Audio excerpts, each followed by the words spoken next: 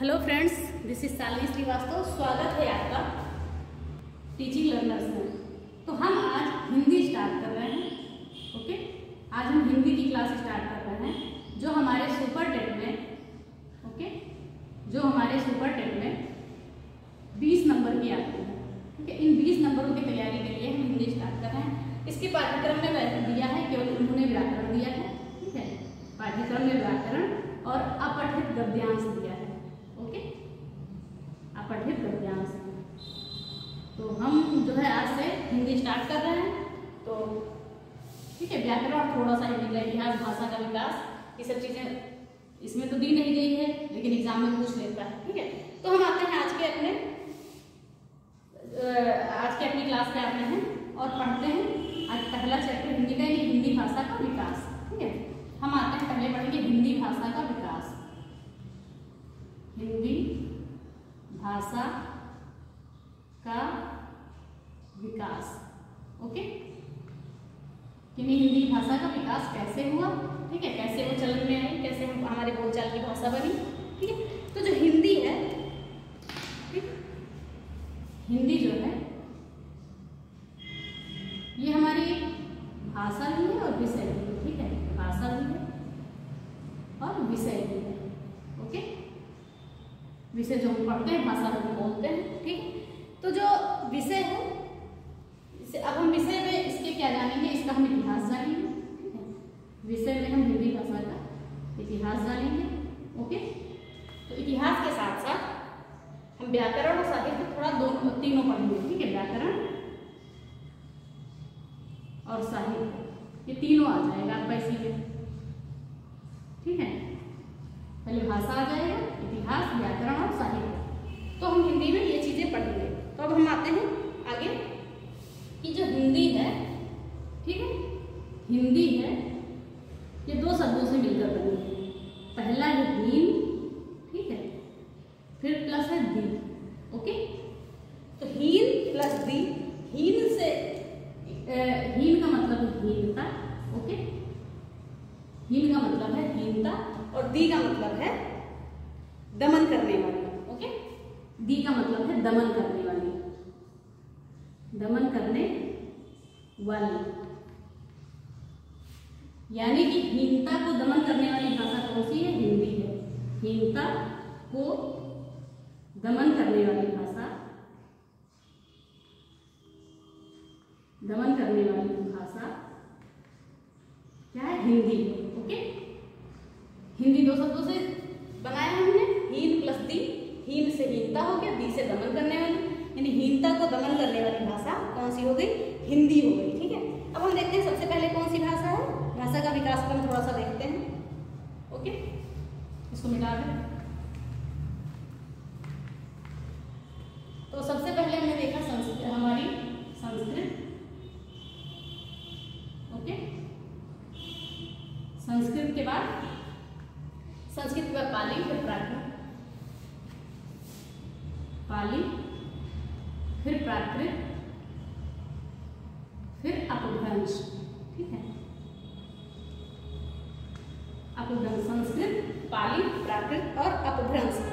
अपभ्रंश का मतलब जैसे होता है कि गिरी हुई भाषा, इसको हम एक सबसे कह सकते हैं गिरी हुई टूटी भाषा। ठीक है, गिरी हुई भाषा, गिरी हुई भाषा। और जो हम कहेंगे अगर हिंदी भाषा के विकास की बात करें तो ये सौरसेनी अपभ्रंश से हुआ है। ठीक है, जो हिंदी भाषा का विकास है वो सौरसेनी अपभ्रंश से हुआ है। हिंदी भाषा का विकास, हिंदी भाषा का विकास किससे हुआ है? सौरसेनी अपभ्रंश से। सौरसेनी अपभ्रंश से हिंदी भाषा का विकास हुआ है। ओके, तो ये देखना है, पहले संस्कृत, फिर उसके बाद पाली आई, फिर प्राकृत, फिर अपभ्रंश। अपभ्रंश मतलब गिरी हुई भाषा, टूटी फूटी भाषा। और अगर हम हिंदी के विकास की बात करें तो हिंदी भाषा का विकास जो है सौरसेनी अपभ्रंश से हुआ था। ठीक है, तो ये आपको समझ में आया। ठीक है, अगर वैसे हम माने तो हिंदी भाषा का विकास, हिंदी भाषा का जन्म जो है संस्कृत से हुआ है। हिंदी भाषा का जो जन्म है, ठीक है, जन्म इसी से हुआ है। ठीक है, हिंदी भाषा का जन्म संस्कृत से हुआ है।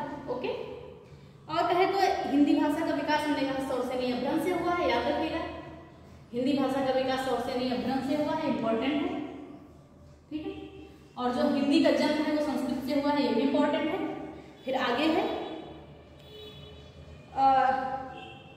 हिंदी भाषा का विकास के बारे में आगे हम जानते हैं, हिंदी भाषा का इतिहास क्या है, ठीक है।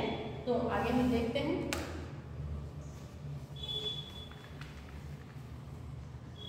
तो आगे का है हिंदी भाषा का इतिहास। आगे हम देखते हैं कि हिंदी का इतिहास क्या है। ओके, हिंदी भाषा का इतिहास। ओके, तो जो हमारे देश में, जो हमारा देश भारत है, इसको आर्यों का क्षेत्र कहा जाता है। हमारे देश भारत को आर्यों का क्षेत्र कहा जाता है। भारत को हम आर्यों का क्षेत्र कहते हैं, ठीक है। हमारे देश भारत को आर्यों का क्षेत्र कहा जाता है, ठीक है।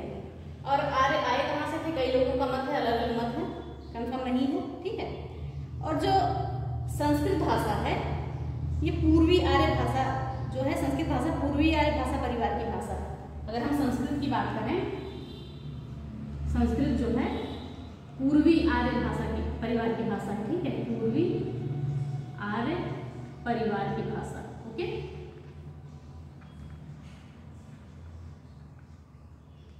पूर्वी आर्य परिवार की भाषा है। तो हिंदी जो ये है आर्यों का क्षेत्र था भारत, बताया गया ऐसे, ठीक है। जो पूर्व में है, पूर्व में ईरानी, फारसी और संस्कृत ये सारी भाषाएं थी, ठीक है। और पश्चिमी में अंग्रेजी, ग्रीक और लैटिन था। अगर हम पूर्व की बात करें, पूर्व में, तो पूर्व में हम देखते हैं ईरानी, फारसी और संस्कृत था। ईरानी, फारसी, ओके, और संस्कृत। और जो पश्चिम में भाषाएं थी, वो थी अंग्रेजी, ग्रीक और लैटिन। अंग्रेजी,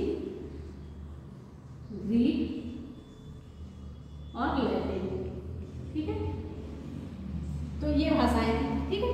और संस्कृत थी, ये हमारी वैदिक संस्कृत थी, याद रखिएगा। और फारसी जो है, हिंदी जो है, हिंदी भाषा का जो हिंदी शब्द है वो फारसी से लिया गया है। जो हमने हिंदी शब्द लिया है, ठीक है, जो हिंदी शब्द है वो फारसी भाषा का शब्द है।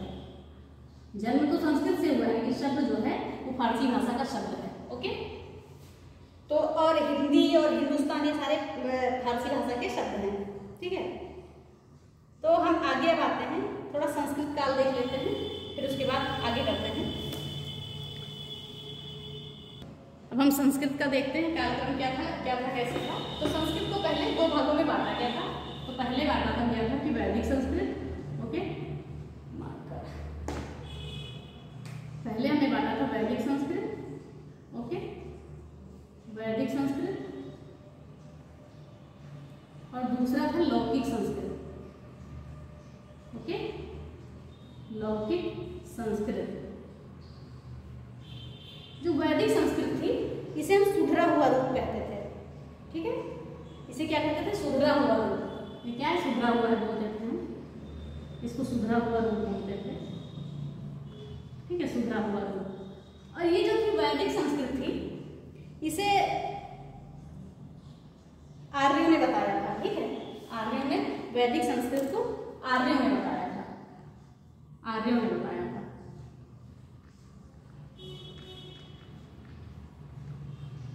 ओके, और इसमें जो लिपि का हमारा प्रयोग हुआ था, सबसे प्राचीन लिपि जो हमारी है ब्राह्मी लिपि का प्रयोग होता था, ठीक है।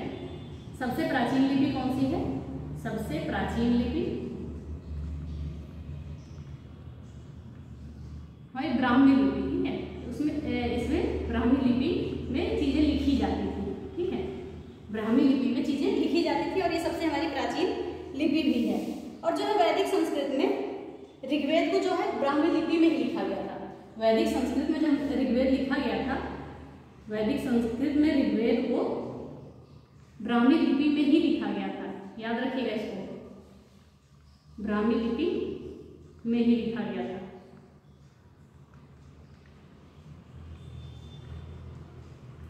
एक बार और देख लेते हैं, वैदिक संस्कृत और हमने लौकिक संस्कृत में दो भागों में संस्कृत को बांटा था, ठीक है। तो वैदिक संस्कृत का मतलब होता है सुधरा हुआ रूप था, ये आर्यों ने बताया था वैदिक संस्कृत के बारे में। और जो सबसे प्राचीन लिपि है ब्राह्मी लिपि, ये वैदिक संस्कृत में इसी लिपि से लेखन होता था। और ऋग्वेद को ब्राह्मी लिपि में ही लिखा गया था, ये याद रखिएगा, बहुत ज्यादा इंपॉर्टेंट है। ठीक है, कि वैदिक संस्कृत में, ओके, वैदिक संस्कृत में ऋग्वेद को ब्राह्मी लिपि में लिखा गया था। ठीक है, वैदिक संस्कृत में ऋग्वेद को ब्राह्मी लिपि में लिखा गया था, याद रखिएगा, ये भूलिएगा नहीं। फिर आगे हम आते हैं लौकिक संस्कृत। ठीक है, तो ये जो लौकिक संस्कृत थी ये ब्राह्मणों की भाषा थी। ठीक है, ब्राह्मणों की भाषा थी, ब्राह्मणों की भाषा। इसमें जो है देवनागरी लिपि का प्रयोग होगा। ठीक है, देवनागरी लिपि, देवनागरी लिपि, ओके, ये जो थी ब्राह्मणों की भाषा थी और इसमें देवनागरी लिपि का प्रयोग होता था। एक जो है ये जो लिपि है नागर जाति के ब्राह्मण होते थे उनके द्वारा मानी गई थी। ठीक है, नागर जाति के ब्राह्मणों द्वारा ये माना गया था। ठीक है, नागर जाति के ब्राह्मणों द्वारा, नागर जाति के ब्राह्मणों द्वारा, ओके।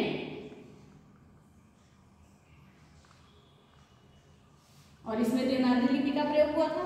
तो ये आपकी जो है, इसमें हम और भी चर्चा कल करेंगे, अभी हमने हल्का सा आपको समझाया है, कल संस्कृत का कार्यक्रम पूरा बता देंगे आपको। ठीक है, और एक चीज और देखिए, लौकिक संस्कृत को ही हम क्या कहते थे, साहित्यिक भाषा भी कहा जाता था। संस्कृत साहित्यिक भाषा, ये किसने कहा था, भोलानाथ तिवारी ने। ये लिख लेते हैं, एक बार देख लीजिए इसको लास्ट में, फिर आगे देखते हैं। लौकिक संस्कृत को ही संस्कृत साहित्यिक भाषा कहा था। लौकिक संस्कृत को संस्कृत साहित्यिक भाषा कहा। ओके, किसने कहा है, डॉक्टर भोलानाथ तिवारी ने। भोलानाथ तिवारी, डॉक्टर भोलानाथ तिवारी ने। ओके, भोलानाथ तिवारी ने, याद रखिएगा इसको अच्छे से। ठीक है, लौकिक संस्कृत को संस्कृत साहित्यिक भाषा किसने कहा है, भोलानाथ तिवारी ने, याद रखिएगा ध्यान से। बाकी आगे की क्लास हम कर लेंगे। ठीक है, और हिंदी को पूरा कंप्लीट करेंगे। 20 नंबर की आपकी पूरी तैयारी, क्लास लेते रहेगा, आपका एक भी नंबर कहीं बाहर नहीं जाएगा। बाकी सब्जेक्ट भी पढ़ते रहिए हमारे चैनल से। तो अगर आपको वीडियो पसंद आती है तो प्लीज़ लाइक शेयर एवं सब्सक्राइब करें, बेल आइकन दबाना ना भूलें। और ठीक है, और शेयर करते रहें, ज़्यादा से ज़्यादा शेयर कर दें। ठीक है, बेल आइकन दबाएंगे तो आपको नोटिफिकेशन मेरे क्लास की मिल जाएगी। तो अगर वीडियो पसंद आती है तो शेयर करें। धन्यवाद, जय हिंद।